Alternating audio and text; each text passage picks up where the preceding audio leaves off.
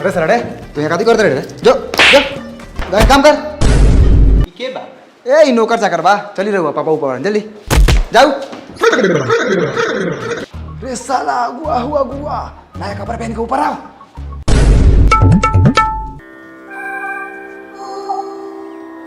प्रणाम भूला दास जी प्रणाम प्रणाम। कहीं ना डाबर दलाल जी। जी सब कुशल मंगल। कहल जाओ कैसे याद करनी है भूला के। जी कोनो विशेष बात नहीं खे, एगो लड़की के रिश्ता लेके आए रहनी है रउआ लइका ला। ओ अच्छा अच्छा। रउआ मांग कितना बा बता दिया ताकि हम लड़की वाला के बता दी। जी रउआ जानते बानी हम कितना धनिक मनी बानी, बहुत पैसा बा, घमंड भी बा, अच्छा घर भी बा, लेकिन एगो सुंदर बहू के कमी बा। अच्छा उहे कमी तो पूरा करे आयल बनी। पापा बेटो सा सुंदर हवा कहा कहा। अच्छा एमे कहे के बात बा, हमर बेटा सब हीरो बा हीरो। अच्छा उ सब तो ठीक बा, एक बार तनी बुलावल जाओ लइका के हमू देख ली। बउआ जा भैया के बुला के ले आओ। अच्छा ठीक बलिया तुम बुला भैया आगे नी हमर लइका से बहुत तेज बा। अच्छा बात बा। पापा आगे नहीं। अरे साला माथा सबत नहीं कस। ये हमर हीरा लइका बा, देखी देखी। अच्छा भूला जी रउआ मांग कितना बा? देखल जाओ दलाल जी, ज्यादा कुछ ना कम, हमर दुइयो के बेटा बा, 20 लाख रुपया चाहिए, एगो 4 चक्का। हमार लार चका चाहिए साला इहो अगुआ भगवाई। ए महाराज 20 लाख रुपया नु होखेला? लड़की बा टॉप क्लास के, रउआ लइका बा थर्ड क्लास के, आ ऊपर से रउआ बिखाई ने हगतनी। हाँ रउआ बात एकदम ठीक कहता नहीं। देखल जा भूला जी, हम चीर फाड़ के बात बोलतनी, ज्यादा बतियाला के कोनो जरूरत नहीं है। 3 लाख रुपया मिली, एगो हीरो चाहे हुंडा के मोटरसाइकिल मिली, चैन सिकड़ी मिलबे करी। 3 लाख रुपया का भीख ले हम अपना लड़का से लाट साहब लेकिन पोसले बानी। पैसा कौड़ी जमीन जाता के हमरा कमी बा का? कुछो के कमी नहीं के सब बा, लेकिन साला एगो लड़की नहीं के जरूरत साला ही ब्लैक कोबरा ला। साले जिंदगी में बुरा है तू साले जैसन बाप के चाल पर। हम जाना तानी कि रउआ लगे बहुत धन दौलत बा, लेकिन हमरा नहीं लागत कि रउआ लड़का के 5 लाख रुपया मिली। सीधा सीधी बात बताओ तानी, हम 3.5 लाख रुपया तक दिवा देम। अगर रउआ राजी बनी तो ठीक बा, आना तो अब हम निकली ले, हमरा बहुत लड़का देखे जाए के बा। ए डाबर दलाल जी क्या खिसा के भागत नहीं महाराज, कोनो राउर बेटी बहन बा, चलू रउआ से बतिया के बा है हमरा से बतिया। है महाराज रउआ खिसा का भागत नहीं, हम नहीं हमरा से बतियाई ना। कथी बतियाई तोरा से? तू ही बताओ, तोरा भाई के मुंह 20 लाख रुपया लाइक बा? अरे हमारा भाई साला के तो मुँह 1 लाख रुपया लायक नहीं खे, लेकिन रउआ 3.5 लाख रुपया दिया तो नहीं 4 लाख रुपया दिवा दी। हम रउआ के 50,000 रुपया ऊपर से दे दे हम। ठीक बा, रिक्स तो बहुत बा लड़का के रंग रूप देख के जी। लेकिन कोशिश हम अपन पूरा करके बिहान लेके आओ तनी। जी लेके आवल जाओ, ब्याह करावल जाओ, बहुत मेहरबानी हो रही। ठीक बा बुआ, आवल जाओ बैठल जा। ई हो गेल लड़का के पट्टी पर्दार के घर, आ ई हो गेल लड़का के घर पूरा चमकता धमकता उज्जर लाल से पेंट कैल। अलग अगुआ साला दूरा के लेके। प्रणाम। अरे डाबर दलाल जी खड़े बारन, कुर्सी नहीं के। बउआ एक आध गो कुर्सी लेके आओ। ए पापा कुर्सी मांगत हवा। अरे सर अरे तू कहे तेरे तू मत जो ला हमरा के। ए हट साला, हमर कुटुंब आइल बा कि तोहर रे? अरे अरे अरे जा जी बैठी, बैठल जाओ। प्रणाम प्रणाम प्रणाम भैया।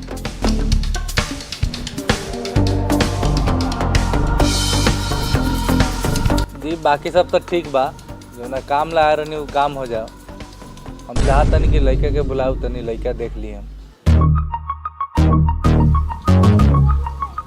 पापा आए लागत इहे लइका बा, हीरो लागत।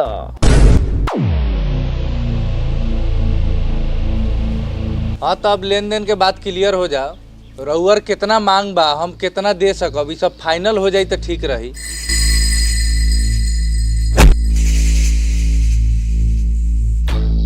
लेन देन तो होबे करी, छोड़म थोड़ी है, पहले लड़का पसंद बा।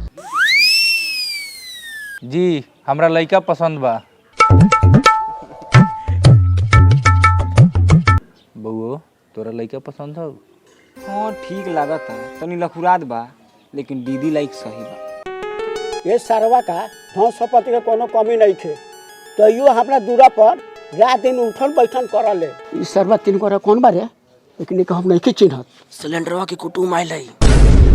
करिया कवा के। हाँ कुछ पूछे के बा पूछ ली। हाँ पूछ ली, कुछ संकोच ना रहे के चाहिए। तो बउओ बाबूजी के नाम बतावा। जी भूला दास। बउओ तोरा से ना पूछनी है, हई बउआ से पूछनी है जिनका ला बातचीत चलता। जी हमारा से पूछल जाओ, बहुत तेज लड़का बानी। नाम मोबिल कुमार, बाप के नाम भूला दास, दादा के नाम धनीलाल दास, परदादा के नाम भिखारी दास। ग्राम घटियापुर, थाना मोतीपुर, जिला Muzaffarpur, Bihar. 843111 pin code. Mobile number 99 चुप रे बनरा। ए महाराज, दोनों में से केकरा के पसंद कहीं नहीं हो? हई चश्मा वाला बउआ के। चश्मा वाला तकबो ना करो ओकरा पर, बहुत कीमत बा ओकर, रउआ से ना किनाई। काहे ना किनाई हो, कोनो हीरा मोती हवा का हो दलाल जी? कथी कह के बोलेले रहनी, चुप काहे बानी? ए महाराज हम कथी कही हो, हम तो पहले ही बतैले रही कि लड़का हीरा बा लेकिन थोड़ा समता बा। हीरा ई तो पूरा जीरा लौकता, तेल में छेवकल। काहे बोला तारा हो? माना तनी भाई तोरा करिया बा, लेकिन हमनी के पास धन संपत्ति की कमी थोड़ी है बा। तोर बहनी हमारे घर में आई नु तो राज करी राज। बात सही बा पद्मेश्वर जी, राउर बेटी ये घर में आई तो राज करी राज, एमे कहीं से काटे वाला बात नहीं खे। अरे ये लोग खानदानी नु बा। हाँ हाँ, हम पकड़ का झाट वालो खानदानी बा। महाराज लड़का पसंद बा तो बोलू, बात आगे मैं बढ़ो। ना पसंद बा सेव बोलू, लेकिन लड़का करिया बा कह के बेइज्जत ना करू। लड़का फेकल नहीं के हमर। हाँ सोच ला, रोज हमरा घर में खस्सी मुर्गा मच्छरी बनले, खाए पिए में दिक्कत ना हुई रारू बेटी के। अरे बउआ रे चुप रह, आज के डेट में ई सबके घरे बनल है। भूला जी हमनी के 10 मिनट के समय देवल जाओ। पद्मेश्वर जी होने चलल जाओ, कुछ बात करे के बा। चल बबू। जादे कुछ बतियाई साला सा। देखल जाओ पद्मेश्वर जी, ई लोग खानदानी बा, लड़का के धन दौलत बा, खेत बाड़ी बा, तनका समते नु बा, तो का करे के बा, ओकरा के चाटे के बा। ये घड़ी ऐसा ऐसा क्रीम आवता कि 2-3 दिन लगाई तो बड़े लगी।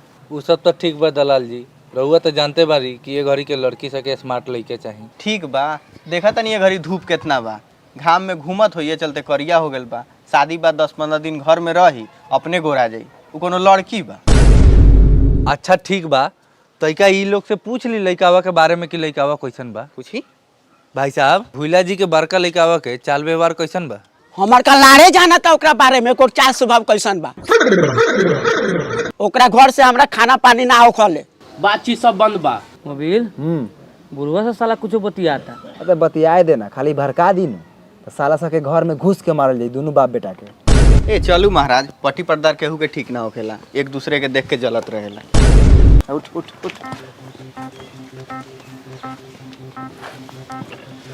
ठीक बा, लइका हमरा पसंदे बा, चली अब लेन देन के बात क्लियर हो जाओ।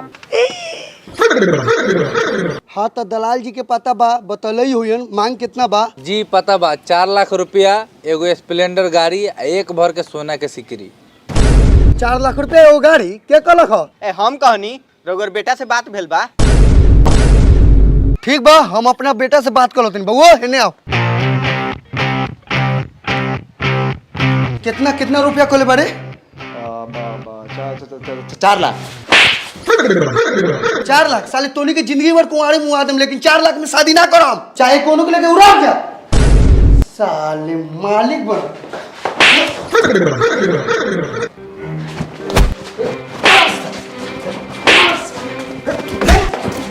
साले रह रह के मारा तरह केंगे गाड़वा फाड़ देनी।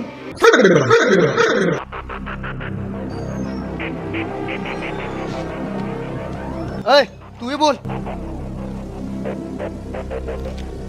डाबर दलाल जी, हमारा पापा के 4 लाख रुपया मंजूर नहीं खे, 8 लाख रुपया से कम ना लिहन। तो हमनियो के मंजूर नहीं खे, तावा लेखा लइका। 4 लाख से एगो झरल झट ज्यादा देबे न करम। चल बबू। चला, ऐसे ऐसे लड़का बहुत मिली। अरे अरे ए महाराज, ए पद्मेश्वर जी, कहाँ जाता नहीं हो, रुकी ना। ए छोड़ी महाराज, ना रुकब। चल बउआ चल, साले के बियाह हो चल। भोला जी रउआ सोचा तानी कि 8 लाख आ 10 लाख रुपया केहू दे दी तो ई होखे वाला नहीं है। खैर हैली हमर नंबर, अगर 4 लाख में मंजूर होई तो कह देम हम पद्मेश्वर जी के लेके चलें।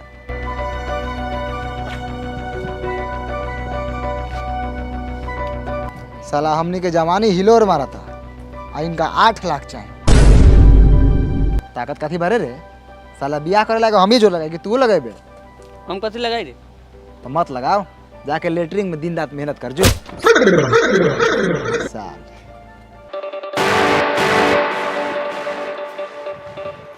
देखी हो घर कितना बढ़िया बा। आई बैठी, हम बुला के लेके आवत तनी।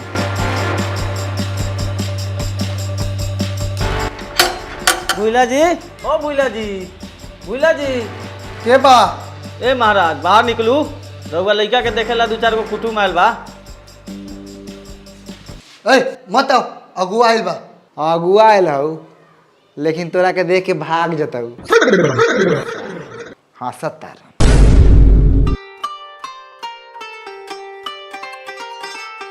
जी अपने लोगन के परिचय? जी हम है रवि रांडवा, हरमखोरपुर से आयल बानी। ई है लड़की के पिताजी, हम है लड़की के मामा, अब बाकी लोग गांव समाज के बा। उ सब बात तो ठीक है बा, लेकिन रउआ लोगों के पता होई कि हमर मांग कितना बा? सब पता बा। 8 लाख रुपया कैश, एगो बढ़िया मोटरसाइकिल आ सिकरी उकरी औठी उठी वगैरह वगैरह। जी जी जी, अंगूठी सिकरी ठीक बा, अगेरा वगैरह ना चाहिए। हमार लाल अगले बगले बोलले बारा, बोले के लूर झाट नहीं किया, साले अगुआ बनल बारा। जी ठीक बा, रउआ मांग सब मंजूर बा। रउआ अपन लड़का के बुलाओ जा, हम देख ली। जी बुला देतनी। बेटा सिलेंडर।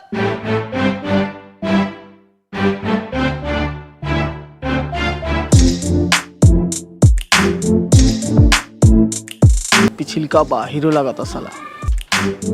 तो देखल जाओ, ये बा हमर बड़ लड़का सिलेंडर कुमार।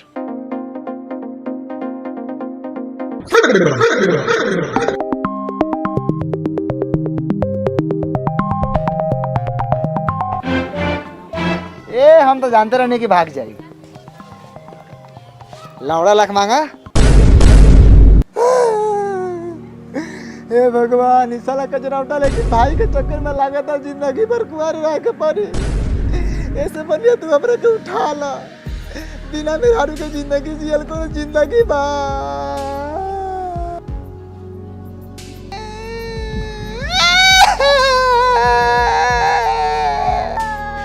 बेटा मोबिल चुप हो जा, अब तोनी के दुख हमरा देखल लिखे जात।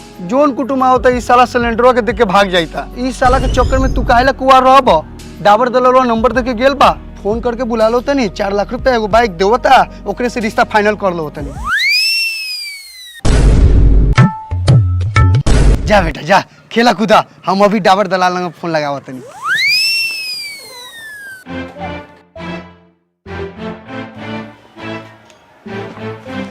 प्रणाम। प्रणाम। बैठल जाओ, बैठल जाओ।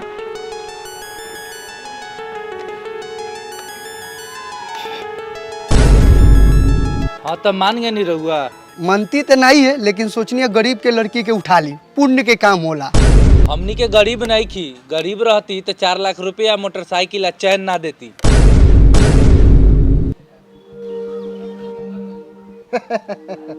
मजाक होता समझी समझी में ना।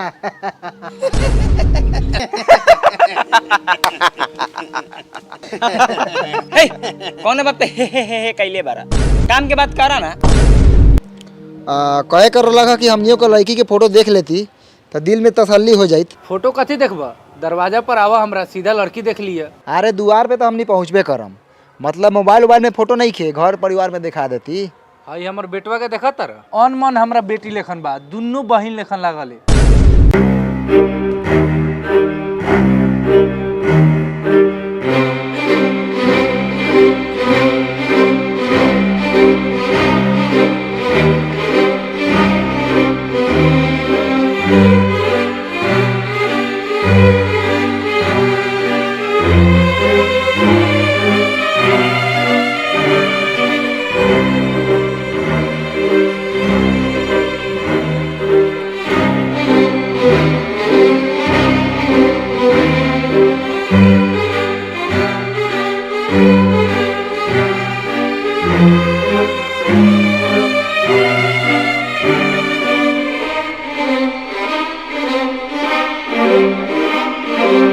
बउआ, ए बउआ, ए बउआ, हाँ कहाँ ध्यान बा? बाबा राउर बेटी पर, हाँ भले बेटा पर। ए, नींद में बढ़ेगा, जाके नाश्ता ले आओ।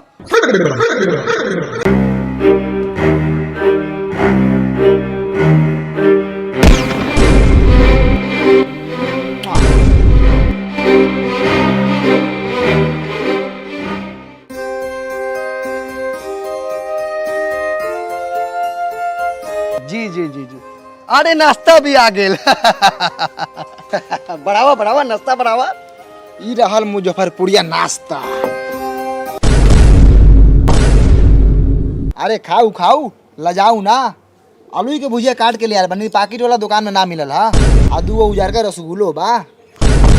अरे बउओ केला के नाश्ता लियला कोनो में 2 गो बा हो में 3 गो बा। जा एमे एगो बेसी बा। हाँ एमे 2 गो बा।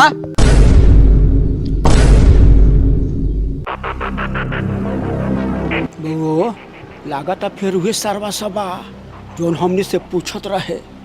हाँ नाश्ता करता साला सब, लागत रिश्ता पक्का हो जाए। नाश्ता पानी तो हो गेल, लेकिन एक बात सुन ली भूला जी, शादी से पहले 3 लाख रुपया कैश मिली आ 1 लाख रुपया आ मोटरसाइकिल शादी के बाद मिली। मंजूर होके तो बात आगे बढ़ो। ना शादी के बाद ना, शादी से पहले बुड़बक समझत रह। तो रिश्ता कैंसिले समझी। ए महाराज रिश्ता कैंसिल काहे होई? हमने पैसा के रिखिया है। अरे वो गाड़ी या पैसा बियाह बाद दे हम। ए तू बोलेगा, तू मालिक है। तो ठीक बा, बियाह बादे पैसा देम रहुआ, कोनो दिक्कत नहीं के। डाबर दलाल जी थोड़ा नहीं आई, कुछ बुझे के बा। है बबू तू नहीं आ।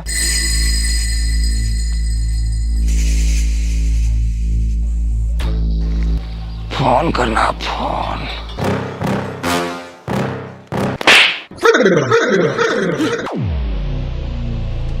ए काला मतलब रे? ए सार हवा डोमकच खेलत रहा। दलाल जी हमरा लड़का में कुछ गड़बड़ बुझाता, जे कहनी है से मान लेलक। अरे महाराज लड़का में कोनो कमी नहीं खे। अरे ये लोग खानदानी नु बा, धन दौलत के तनको कमी नहीं खे। ए चुप रही महाराज, रहुआ दलाली बतिया तनी।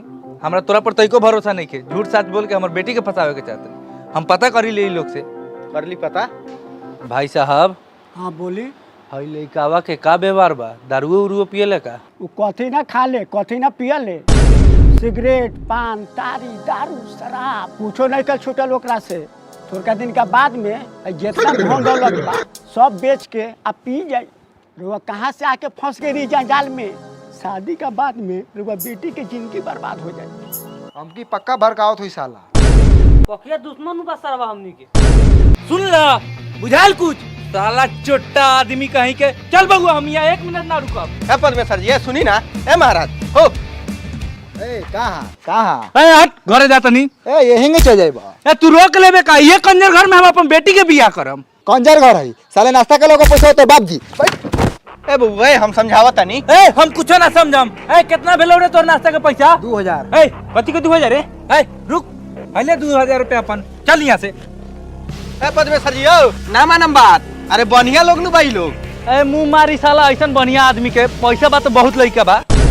अच्छा कोनो बात नहीं के, हम अगला बार फेर नो लोग के बुला के ले आएम। तोहनी देहाती मुर्गा बनवा के रख। हाथी मुर्गी खरीद साले हराम के रुपया ले।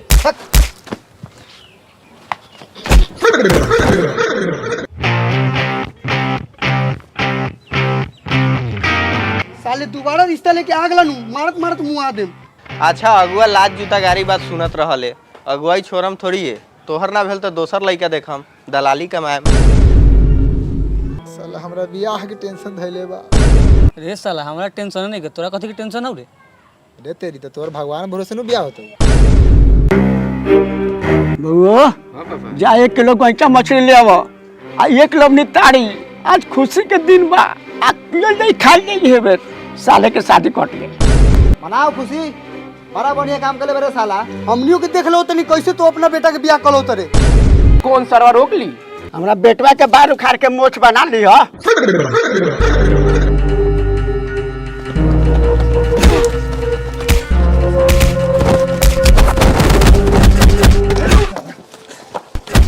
साले कुटुम के भड़कावत रहा। बउओ चल पिटनी से पिटनी साले के शादी तक कट गई। चल चल चल